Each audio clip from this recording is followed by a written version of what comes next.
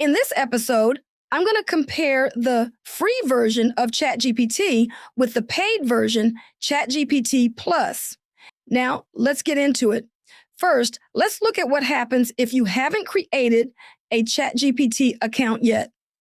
You can still try ChatGPT, but the session is limited until you sign up and log in. The most obvious difference is price. ChatGPT Free costs nothing. ChatGPT Plus is currently $20 a month. The free version already gives you a lot. You can search the web, upload files and images, create images, use voice, and work with the library. The main difference is that some of these tools have lower usage limits on the free plan. For example, you may reach a limit while creating images, uploading files, using voice, or using other tools.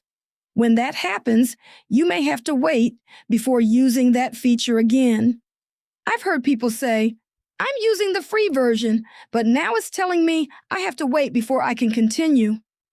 That's what a usage limit can look like. ChatGPT Plus gives you more access to many of those same tools with higher limits and fewer interruptions. But Plus is not unlimited.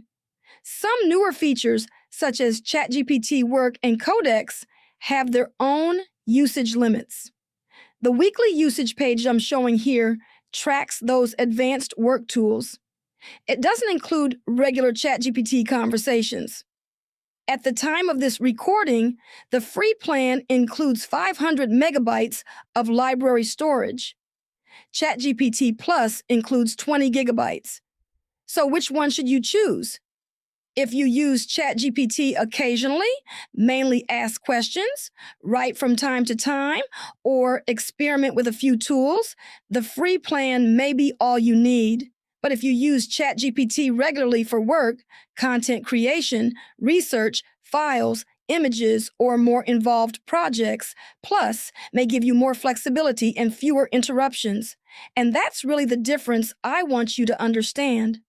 Free gives you access to many ChatGPT capabilities. Plus gives you broader access, higher limits, and additional tools.